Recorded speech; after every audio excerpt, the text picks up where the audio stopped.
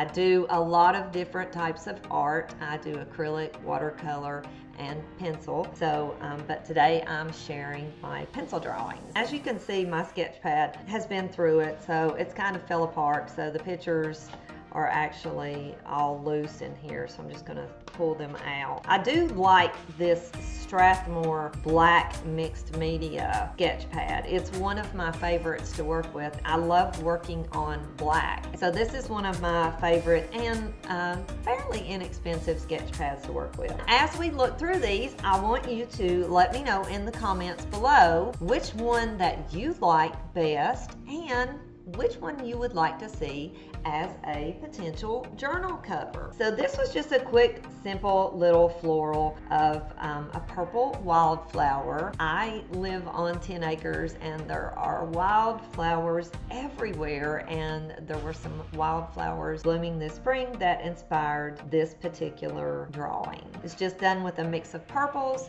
and the greens. This one is one of my favorites. This is the fuchsia flower. As a child growing up, every Sunday we visited my grandmother, and she always had the most amazing hanging baskets on her porch of fuchsias, and I was so drawn to those flowers. Extravagant color array. So I created this one as a memory to my grandmother. And this one was a lot of fun to create. You can see I actually used a couple of different flower colors. Okay, this one was really easy to create. Anybody can create this one. This is just a simple urn or crock. Where I'm from, we call these crocks. And my mother has a wonderful collection of these crocks. So I enjoy drawing these crocks, and then I just put some sprigs in it because I've seen my mother have dried arrangements in these crocks all of my life. So this is created, and it was super simple. It's just using a couple of colors, literally some white and some grays, and then the blue in there. Super easy to create in maybe 10 minutes. I either already have videos up on some of these drawings, or I will be posting them very soon. This is a flower I created, and this one was a real struggle for me. As you can see, this leaf here, as it curls up over the center of the flower, I really struggled with that. I'm really happy with the results of it. This is one of the ones that I will have a process video up on, so you can see how I actually did draw this one. This one is roses. I love rosebuds. I love drawing rosebuds. When I first started drawing with colored pencils, I actually started drawing rosebuds because for some reason they were easy for me to draw. This one was created with the Luminance pencils, but there is one rosebud in this drawing that is very different than the other rosebuds because it was created with another set of pencils, the Derwent Lightfast pencil set. But I'm wondering if you can pick out from this picture which one of these was done with the Derwent. Tell me in the comments below which one you think it was. This next one was my attempt at an abstract floral using pencils. So I'm really happy with the way this turned out. The picture I was trying to get out of my head onto paper. And it was a lot of fun to do, working with the white and the yellows and creating those kind of abstract daisies. All right, this one, there is a process video already up on this one, and it is the purple flower video. I will link that up in the cards here and in the video description below so that you can find it when this video's over. This was super easy to do. It looks way more complicated. It was pretty quick because of the technique that I used to do this. So you'll see what I'm talking about if you check out that video on how I kind of cheated to get the colors on the paper quickly. This one was just working with some browns and neutral colors and just kind of exploring that color range in a floral. My mother grows peonies and I love them.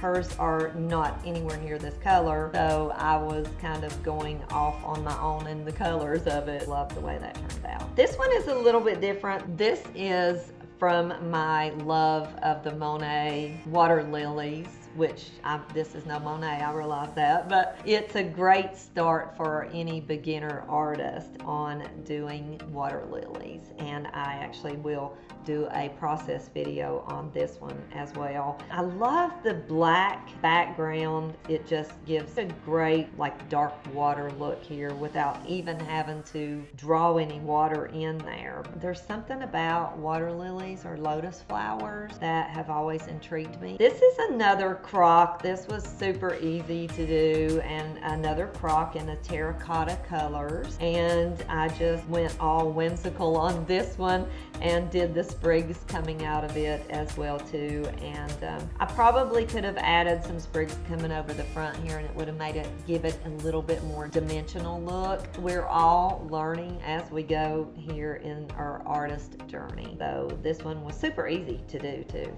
and quick. Most of these did not take that long. This is my attempt at something I had not done before, which was seashells. This was inspired by my vacation in the North Carolina coastal region in September. So I collected some gorgeous seashells on the beach and then brought them back, and it's like, I want to try to draw these. I'm really happy with the way it turned out, the way that I was able to bring out the colors in the seashells. That one was just kind of a fun little vacation one that I did while I was there at the beach. This one is a combination of mediums, and so this started out with watercolor as the background, and then I took the Luminance pencils and created the details with it. So the background is done in watercolors, and then the branches and the flowers are detailed out with the pencils, and that's super easy to do. I love mixing technique. This is another water lilies or lotus flowers. These next two that I'm going to show you are not done with the pencils. This one is a mixed media. It is done with metallic watercolors on the background, and then the flowers are done with the gouache watercolor paint, which is a very opaque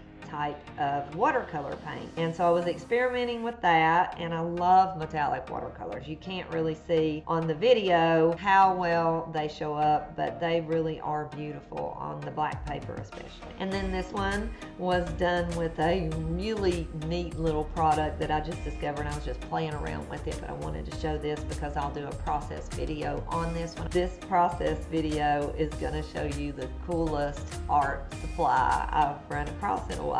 And it is oil crayons.